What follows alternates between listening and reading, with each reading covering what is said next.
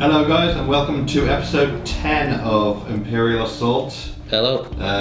Our skirmish, character upgrade and discussions basically. This time for episode 10, we're going to go into a vehicle for once, the SC2-M Repulsor tank. Yep. It rolls off your tongue. The old favourite. Pete, do you want to run us through its stats? Yeah. Well, the first thing about this one is it's really cool overall because it's one of the old little toys you used to get. Never in the film. They made a load of money spinning random affordable little toy thingies. You know, like there was the Cap 2 and the Int 9, I think it was, and I had loads of them. I didn't have this one, I always wanted it. But here it is, you know, back from the dead sort of thing, the Repulsor tank. So it's a cool little vehicle, 10 points. And it's a tank basically, so it's a large figure. Only. Yeah, Imperial only. Yeah, obviously. It's got a snow trooper sticking out the top, 2 big cannons on it. It's massive in terms of its rules. So it's got +2 accuracy all the time. Sorry, I'll go through the base stats first. So it's 10 points. It's health 10, which is okay for something of its size. It's speed 4, so it walks the same. It's walking speed. Defense 1 black dice, which is not amazing, but it's okay. And its attack is blue, red, yellow.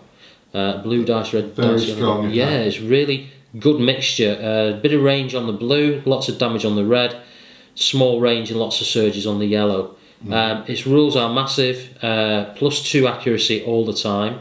That'll help to mitigate the red and yellow dice in its attack a little bit. It's got surge +2 damage, which is great on anybody. Surge blast 1, which is okay, especially with the yellow dice. You're going to get these quite often. Yeah, I like that. It's got 2 surges, and you've got a yellow dice and a blue dice and a red dice, so they can all generate surges. But it is very, very likely to be pulling up these.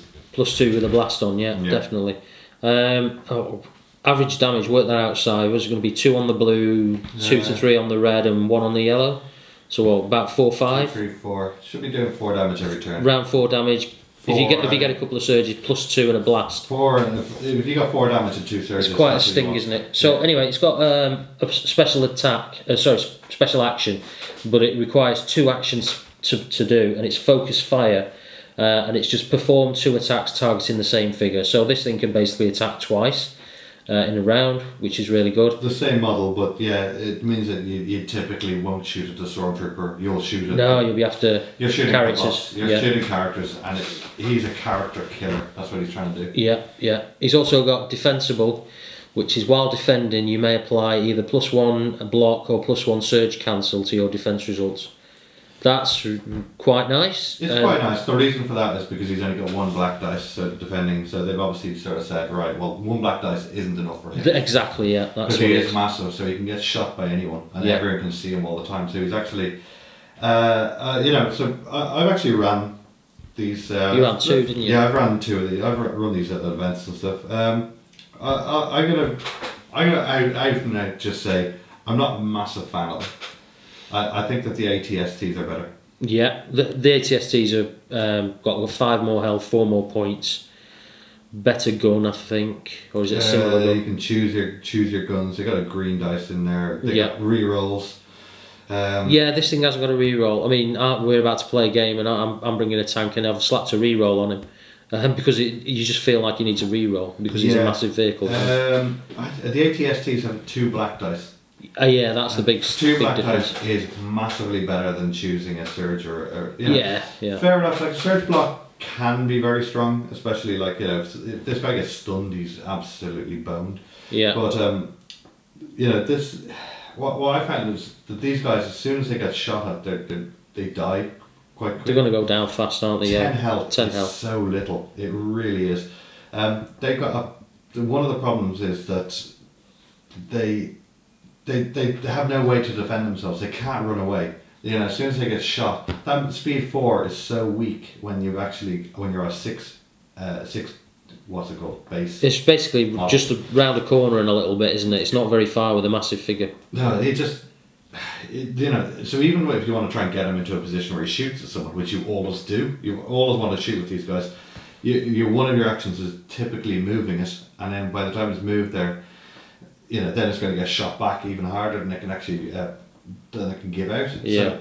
So I'm not a huge fan of it, really. I really want to like them, and I think that the speed is probably their biggest issue, why they're actually not that great. Yeah. 10 points for 10 health. Like that's quite a rare one as well. Usually you'd see point for point, you know, if something costs 5, you would have 7 health or 9 health. You'd have quite a lot more health for your points. So it just feels like the health. You reckon this guy's probably 8 points really, should be?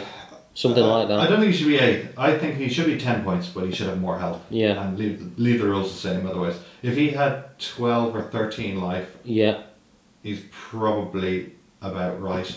Or if they just left him on 10 but gave him the 2 black dice. That'd be and took away that extra defensible bit. Just give him the full black dice, because the black dice very often is just 1 block. Yeah. You know. Maybe it should be you have 2 black dice and you're -1 block, you know, for instance. Yeah. Just to make him not as good as yeah, maybe. Yeah. But you know, I just felt like they didn't really perform enough. Like they as soon as you lose one, your opponent will smell blood. They just want to kill the other one. Yeah. Another bad part is because they're such massive figures. If they've got blast or whatever, they just run up. All they want to do is shoot like the blast, and they want to hit you in one of the spots. It'll, you know, so there's nowhere to put them that they can't help you out really. You know, in that sort of situation.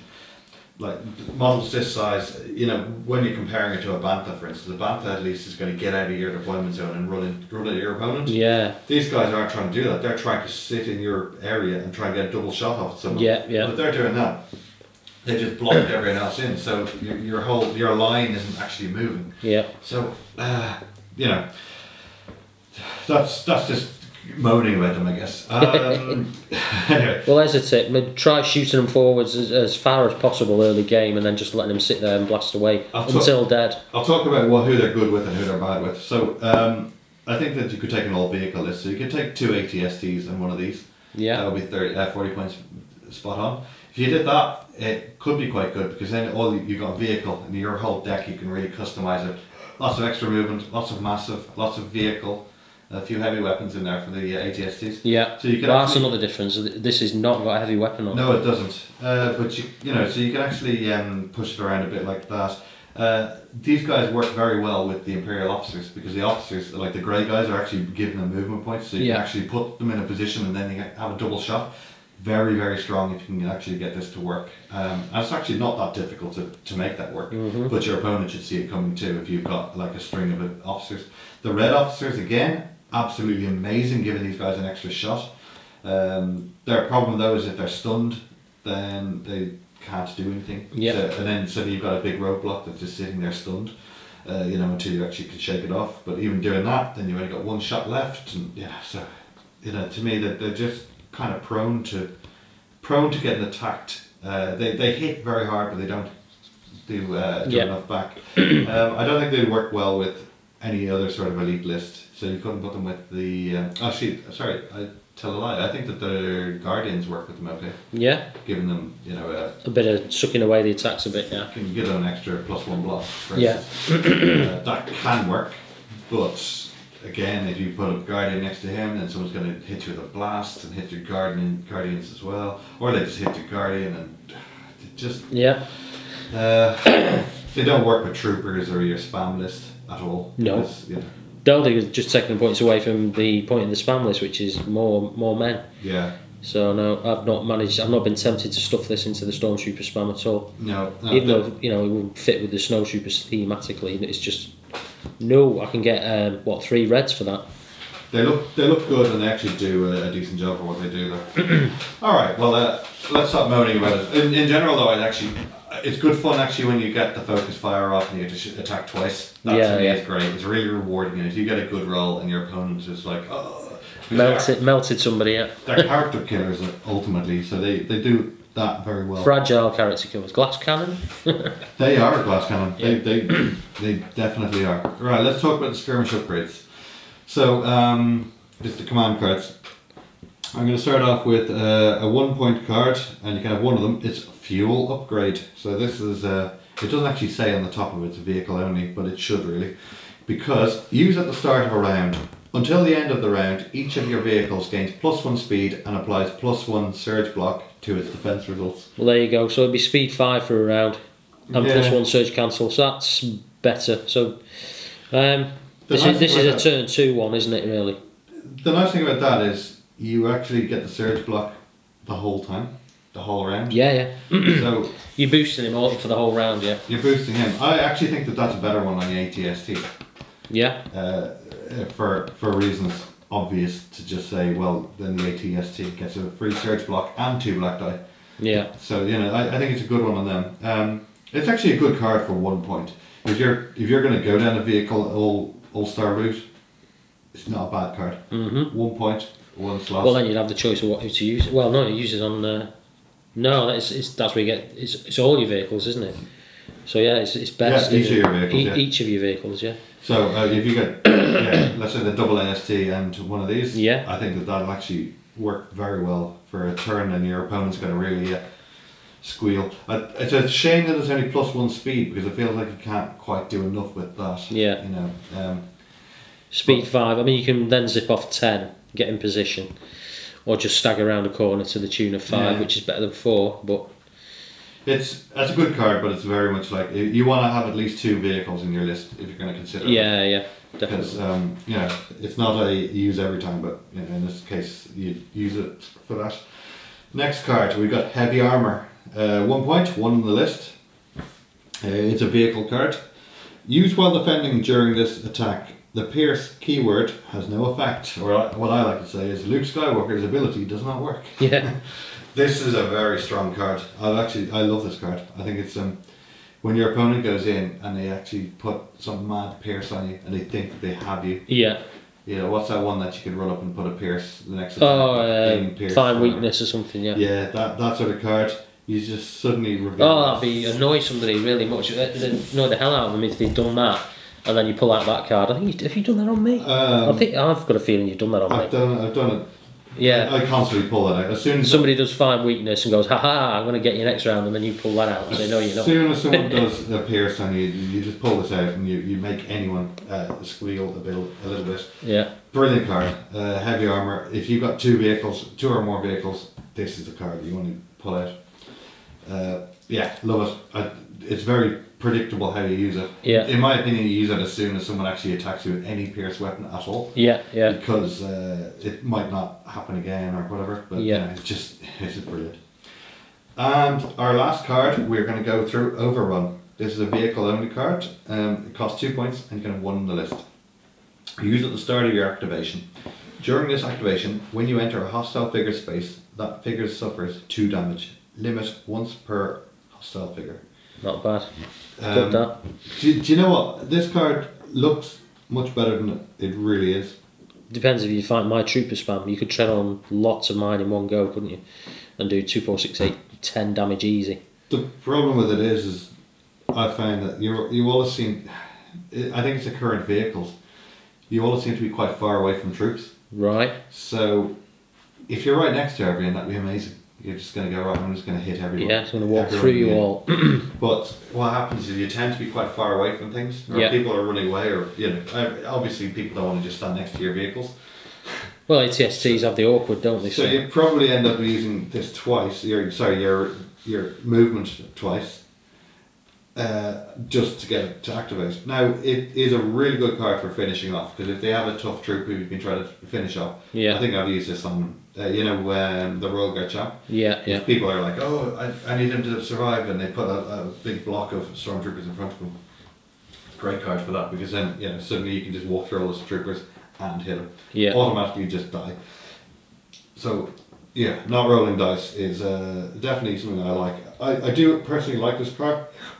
I've always taken it in a vehicle list. Yeah. But I found it a little bit tricky to use. It's not as straightforward as you'd hope. Yeah. Yeah, and the vehicles aren't super speedy anyway, are they, generally? I mean, that's the problem. Yeah, if you've got somebody who's like 7 squares away and he's weakened and you really need to finish him off, you could just do 2 movements to get to him, couldn't you? Oh, yeah. And ATST's move 4, yeah. So's the tank. So you could go the 8 squares and get there and sit on him for like last 2 health or whatever. I think it's a great one. If you've got 2 or more vehicles, it's a really good one to have up your sleeve, you know. But depends what else is available, I suppose. Yeah. I just what I'm saying about it is, on paper it looks like it's actually better than it really is, which is good, because I actually feel like when I first saw this, I was like, 2 points, this is amazing, you have to take it.